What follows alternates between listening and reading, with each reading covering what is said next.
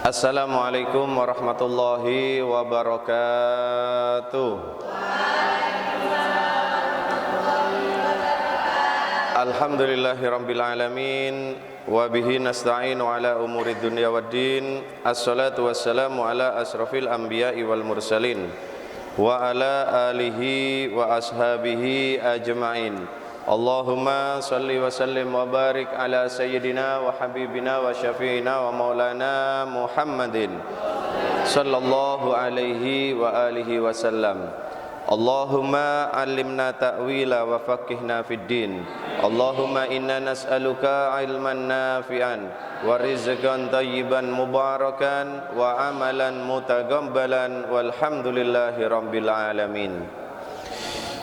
Kita lanjutkan pelajaran kita pagi hari ini, kajian tafsir Al-Quran, masih berada pada surat Ali Imran, yang pagi hari ini kita sampai pada ayat yang ke-59 dan ayat yang ke-60.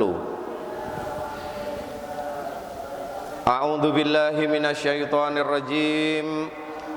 Bismillahirrahmanirrahim. Inna mathala Isa indallahi kamathali Adam khalaqahu min turabin thumma qala lahu kun fayakun. Al-haqqu min rabbika fala takum minal mumtarin. Shadaqallahul azim. Ayat yang ke-59. Inna, sesungguhnya, mathala Isa indallah.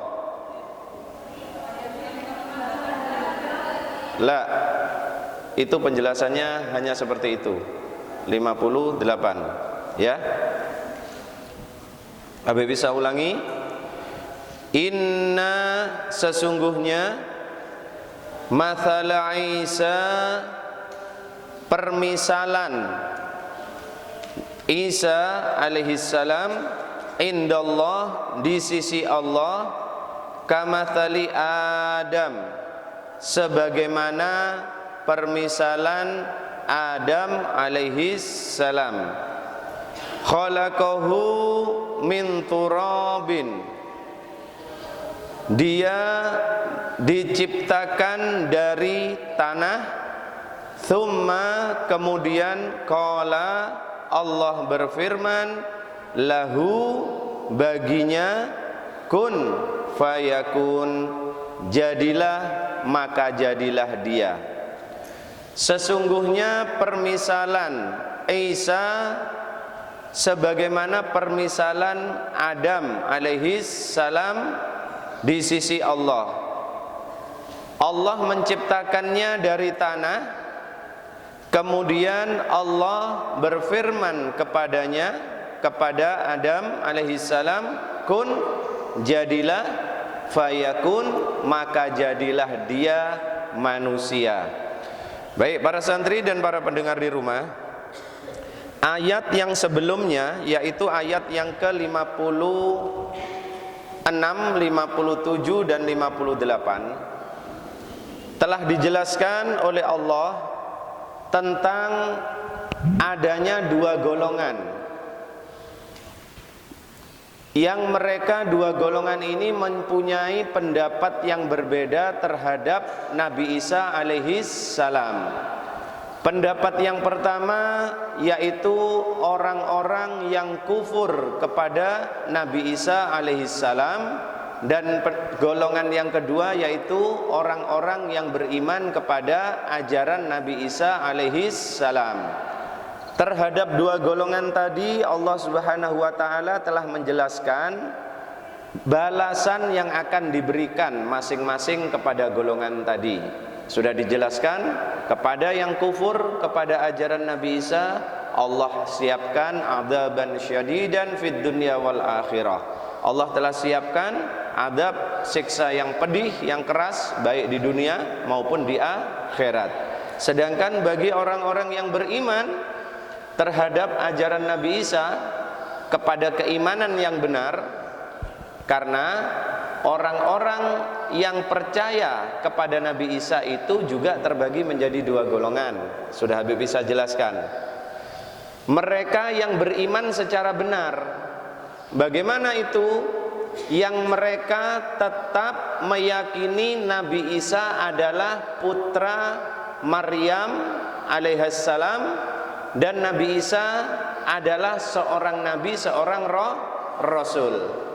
Tetapi ada orang-orang murid-murid Nabi Isa dan juga orang-orang setelah Nabi Isa yang mereka meyakini Nabi Isa itu adalah anak Tuhan.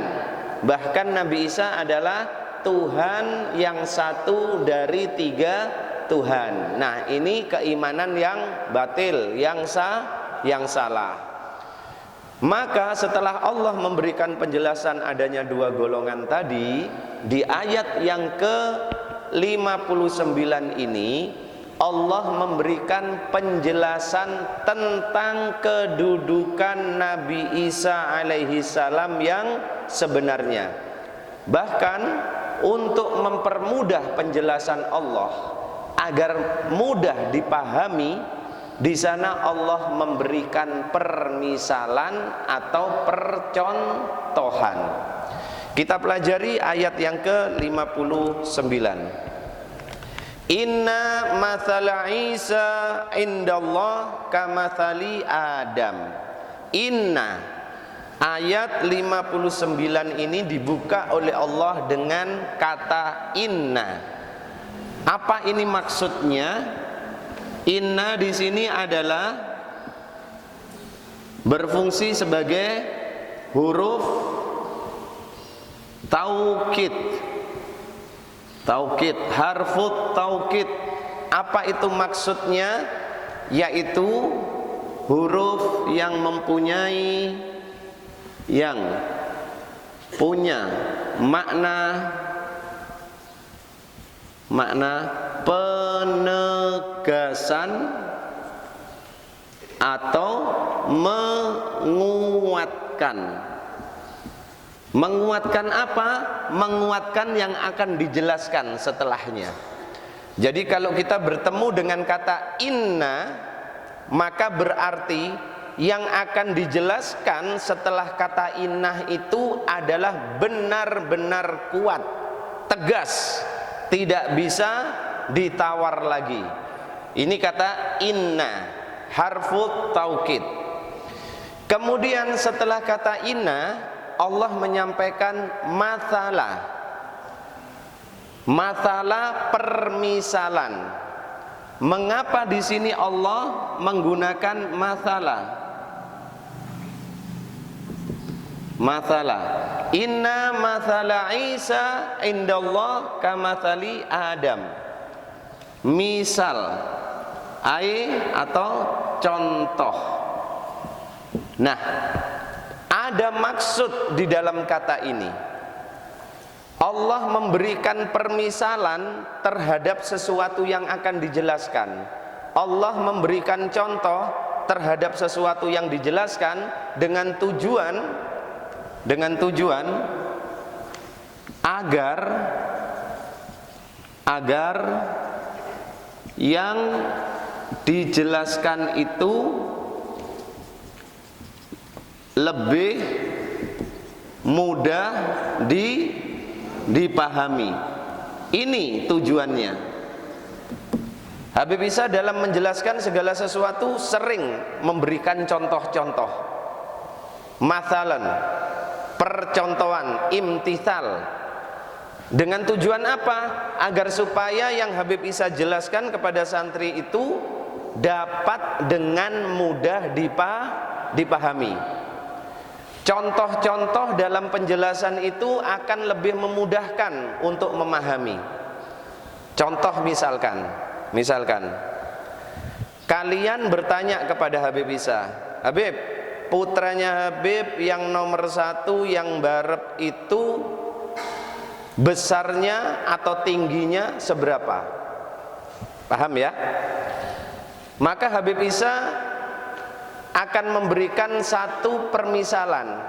Habib Isa akan lihat Nah, ternyata ada seorang anak yang tingginya itu sama dengan tingginya Habib Isa, anaknya Habib Isa. Maka Habib Isa bilang, oh anaknya Habib itu ini nih, seperti ini nih tingginya. Nah, begitu melihat yang Habib Isa tunjuk itu, maka yang bertanya itu akan menjadi jelas atau tidak jelas? Jelas.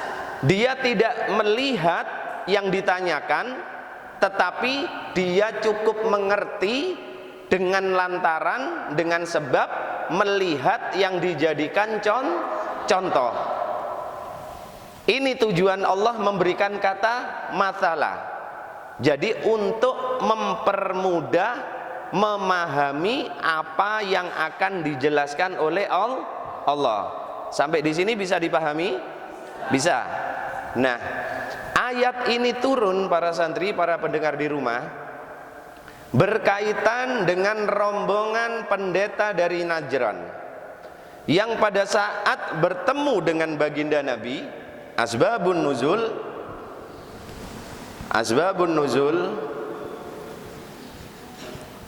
saat pendeta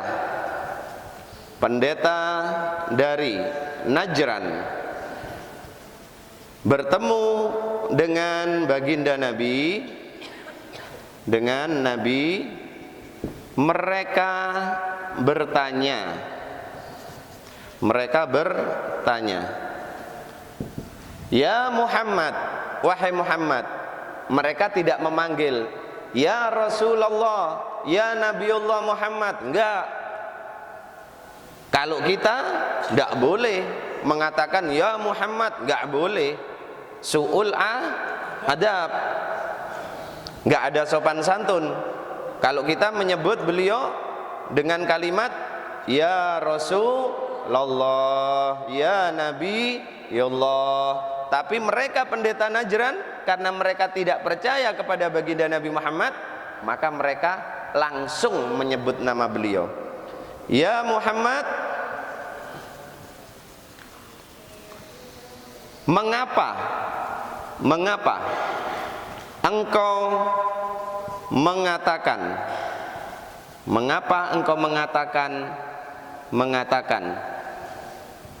kalimat yang batil kepada Nabi kami? Nabi kami di sini siapa yang dimaksud? Nabi Isa. Maka baginda Nabi menjawab, apa yang aku katakan terhadap nabimu? Mereka kemudian berkata lagi, bukankah engkau mengatakan bahwasannya Isa itu adalah manusia biasa? Ini perkataan dari pendeta dari Najran. Maka baginda Nabi menjawab, ya betul, Isa adalah manusia biasa. Dia utusan Allah, dia putra Maryam. Lalu pendeta dari Najran itu bertanya lagi, apakah engkau bisa memberikan contoh kepada kami? Nih, perhatikan. Apakah engkau bisa memberi contoh pada kami tentang seorang manusia yang dilahirkan tanpa apa? Bapak. Wahai Muhammad, apabila engkau memang benar seorang nabi utusan Allah, maka tunjukkan kepada kami di bumi ini, di dunia ini, siapa lagi manusia selain nabi kami, kata mereka, yaitu Nabi Isa alaihissalam, yang dilahirkan di dunia tanpa seorang ayah, tanpa seorang bapak. Maka kemudian turunlah ayat 59. Maka Allah menyampaikan kepada baginda Nabi Muhammad sallallahu alaihi wasallam, inna mathala Isa indallah, sesungguhnya permisalan Isa di sisi Allah, kamathali Adam, sama seperti Adam. Apa persamaan antara Nabi Isa dengan Nabi Adam yang dimaksud oleh Allah di ayat yang ke-59? Apa yang sama? Apa yang sama? Lah, bukan sama-sama tidak punya ayah. Yang sama di sini antara Nabi Isa dengan Nabi Adam yang dijelaskan oleh Allah di ayat 59 adalah yang sama antara Nabi Isa dengan Nabi Adam adalah dalam hal penciptaannya. Dalam hal penciptaannya ini, orang-orang Nasrani, pendeta dari Najran itu, para santri, para pendengar di rumah, mereka lantaran mengetahui Nabi Isa dilahirkan hanya dari seorang ibu, tidak punya ayah, dan mereka yakin bahwasannya Maryam adalah seorang wanita suci yang tidak tersentuh oleh laki-laki manapun. Lantaran itulah maka mereka berkeyakinan, mereka beranggapan bahwasannya Nabi Isa ini adalah anaknya Tuhan. Karena Nabi Isa tidak punya bapak, maka mereka mengatakan Isa itu putra dari Tuhan. Nah, untuk membantah pendapat yang batil, pendapat yang salah seperti itu, maka Allah memberikan percontohan, permisalan seperti di ayat 59. Bagaimana Isa diciptakan oleh Allah tanpa seorang ayah, tetapi ada lagi seorang manusia yang diciptakan oleh Allah jauh lebih hebat lagi, lebih mustahil lagi, lantaran dia tidak punya ayah sekaligus dia tidak punya ibu. Kalau pendeta-pendeta Najran itu mentuhankan Nabi Isa hanya karena Nabi Isa tidak punya seorang ayah, maka bagaimana lagi dengan Nabi Adam alaihis salam? Penciptaan dilahirkannya Nabi Isa ini sesuatu yang tidak bisa dilogikakan. Manusia tidak bisa melogikakan bagaimana seorang wanita yang tidak bersuami, wanita itu tidak pernah tersentuh oleh laki-laki manapun, kok kemudian bisa hamil, bisa melahirkan seorang anak. Karena apa? Karena proses penciptaan janin, terciptanya janin di dalam rahim melalui pertemuan antara sperma dan sel telur. Nah, mereka menganggap ini sesuatu yang aneh sehingga memberikan kesimpulan, oh, bapaknya Nabi Isa itu adalah Tuhan, sehingga Nabi Isa anaknya Tuhan. Kalau anaknya Tuhan, berarti Nabi Isa memiliki unsur ketuhanan, berarti Nabi Isa juga Tuhan. Oke, punya pendapat seperti itu, oleh Allah dibantah. Kalau Isa kamu anggap penciptaannya ini luar biasa, maka sebelum itu kata Allah, aku juga telah menciptakan seorang manusia yang prosesnya lebih luar biasa. Sebelum penciptaan Nabi Isa, Allah menciptakan Nabi Adam yang prosesnya jauh lebih apa? Lebih dahsyat, lebih aneh. Jauh lebih dahsyat. Karena apa? Tanpa ayah,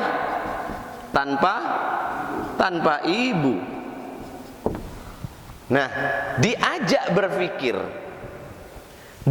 berpikir dengan pikiran yang sehat, diajak menggunakan logikanya.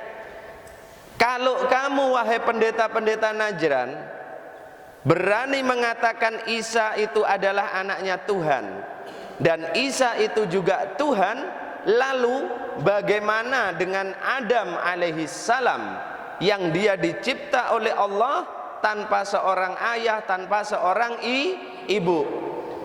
Kira-kira kalau yang punya ibu saja dikatakan anaknya Tuhan, lalu bagaimana yang tidak punya ibu, tidak punya bapak? Anaknya siapa itu? Ayo Habib bisa tanya.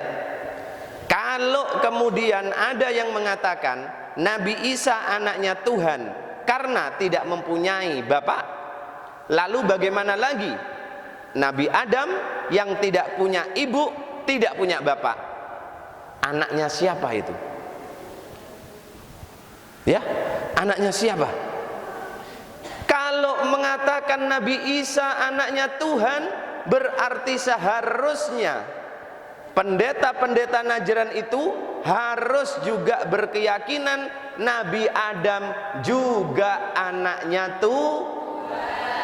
Kalau mereka menganggap bahwasanya Isa adalah Tuhan, maka mereka juga harus meyakini Nabi Adam adalah Tuhan. Tapi nyatanya tidak. Mereka menganggap Nabi Adam itu manusia biasa dan mereka yakin itu. Tetapi terhadap Nabi Isa, mereka meyakini Nabi Isa bukan manusia biasa, tetapi anak Tuhan. Aneh atau tidak? Aneh atau tidak? Kira-kira logika untuk memahami ayat ini butuh logika yang ruwet apa logika yang sederhana? Butuh logika yang ruwet, berpikir yang ruwet, atau cukup berpikir yang sederhana? Sederhana saja, nggak usah ruwet-ruwet. Ngapain ruwet? Karena sudah jelas ini apa yang disampaikan oleh Allah. Paham ya? Makanya Allah memberikan permisalan di sini agar supaya gamblang, jelas dipahami. Kira-kira santri yang Habib bisa berikan penjelasan 5 menit ini menjadi jelas apa enggak? Menurut santri masuk akal enggak Nabi Isa dikatakan sebagai anak Tuhan sedangkan Nabi Adam dikatakan sebagai manusia biasa? Masuk akal apa tidak? Gampang memahaminya. Tetapi kenyataannya para santri, para pendengar di rumah, kaum-kaum terdahulu meyakini Nabi Isa sebagai anak Tuhan. Bahkan kaum yang saat ini pun mereka begitu banyak yang meyakini Nabi Isa anak Tuhan. Bahkan kaum-kaum yang seperti ini jumlahnya tidak sedikit.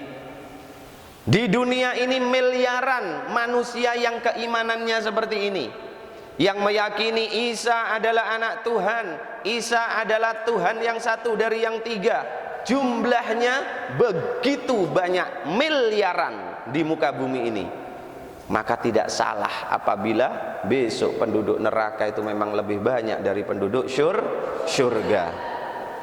Padahal sebetulnya tidak perlu logika yang ruwet untuk memahami ini. Tetapi mengapa mereka itu masih tetap dalam keyakinannya, tidak mau mengakui apa yang dia yakini itu salah?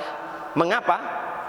Kok tetap sampai saat ini pun banyak manusia, malah jumlahnya lebih besar dari kita, yang mereka yakin Isa adalah anak Tuhan, Isa adalah Tuhan yang satu dari yang tiga. Mengapa mereka masih tetap seperti itu? lantaran memang mengikuti kebenaran itu bukan hal yang mudah. Mau menerima kebenaran itu bukan hal yang gampang. Kejelekan itu selalu dihiasi. Kejelekan itu diberikan hiasan selalu dalam hal apapun. Makanya begitu banyak manusia yang gampang tertipu saat ini. Dia tidak menyadari bahwasannya yang dia ikuti itu adalah satu kesalahan. Tetapi karena dia melihat perhiasan-perhiasannya itu tadi, maka dia tertipu. Barang yang jelek dianggap baik. Barang yang baik karena tampil apa adanya. Tetapi dia baik, malah dianggap itu barang murahan, barang yang jelek. Manusia itu gampang tertipu seperti itu. Meyakini kebenaran susah.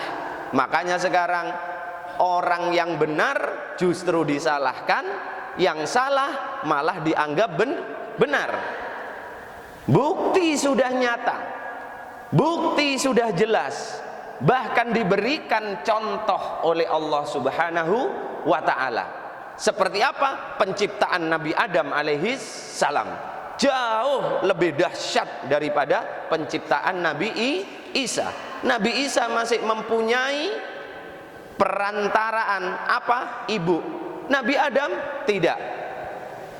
Siti Hawa, beliau tidak punya ibu. Siti Hawa tercipta hanya dari seorang laki-laki. Mengapa Siti Hawa tidak dijadikan Tuhan juga? Paham nggak? Masuk akal nggak ini? Masuk akal nggak? Tapi mengapa mereka itu masih dalam keyakinan yang batil? Nah, makanya kita patut bersyukur kepada Allah, para santri, para pendengar di rumah. Kita dijadikan oleh Allah sebagai manusia-manusia yang mau mengikuti kebenaran. Maka kita selalu memohon kepada Allah, Allahumma arinal haqqa haqqan warzuqna tiba'ah wa arinal batila batilan warzuqna tinabah.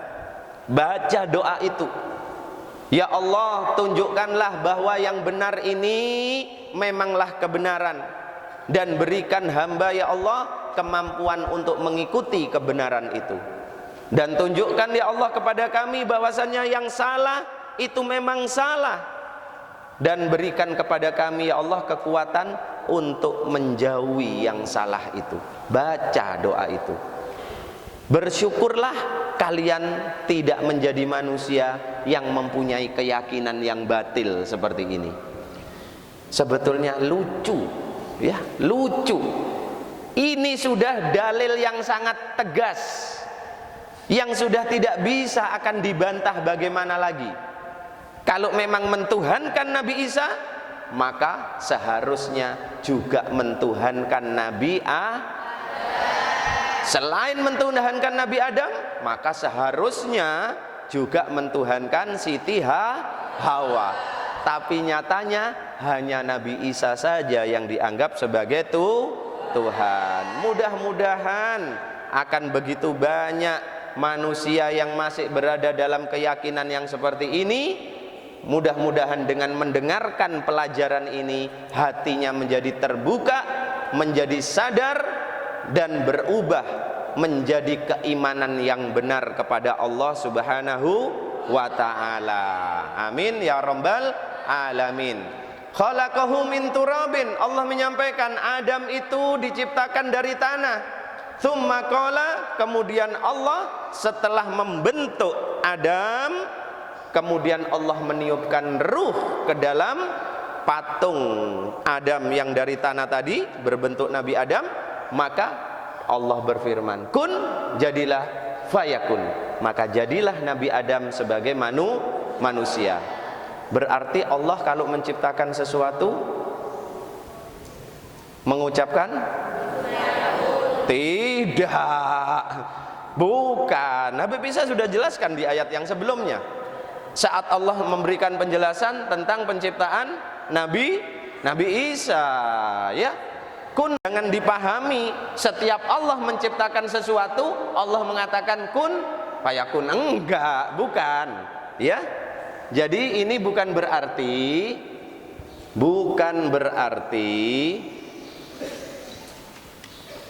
saat Allah mencipta sesuatu Allah mengucap kata kun. Bukan seperti itu. Loh, lalu apa maksudnya ada kata kun di sini, Habib? Ini menunjukkan bahwasannya jika Allah menciptakan sesuatu itu nggak butuh waktu lama. Begitu singkatnya, seketika Allah menciptakan segala sesuatu, digambarkan seperti orang yang cukup mengatakan kata kun. Ada 2 detik? Ada 3 detik? Kun. Seperti itu loh. Jadi ini hanya gambaran.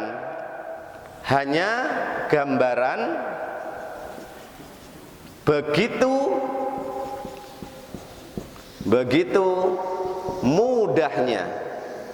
mudahnya dan singkatnya Allah mencipta sesuatu. Jadi jangan sampai kalian salah memahami. Oh, setiap Allah menciptakan sesuatu selalu dengan kalimat kun. Tidak. Tetapi ini hanya gambaran dari Allah, begitu mudahnya Allah saat mencipta sesuatu dan begitu cepatnya Allah dalam mencipta sesuatu. Tidak butuh waktu lama karena Allah Maha berkuasa. Maka ayat yang ke-60, al-haqqu mir rabbik, wahai Nabi Muhammad, kebenaran mutlak itu datangnya dari Tuhanmu. Al-haq, kebenaran. Di sini dikatakan kebenaran mutlak karena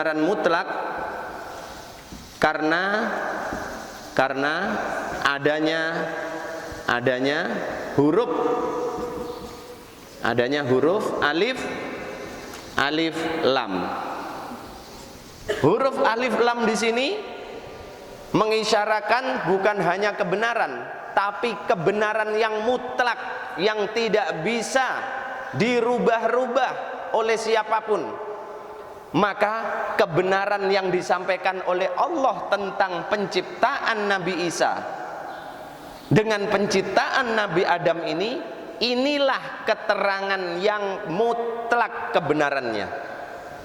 Sudah, kalau begitu maka kita tidak boleh mencari-cari alasan-alasan yang lain, karena kebenaran yang mutlak hanya milik Allah. Oleh karena itu para santri, para pendengar di rumah, fala takum minal mumtarin, maka janganlah kalian termasuk golongan orang-orang yang ragu.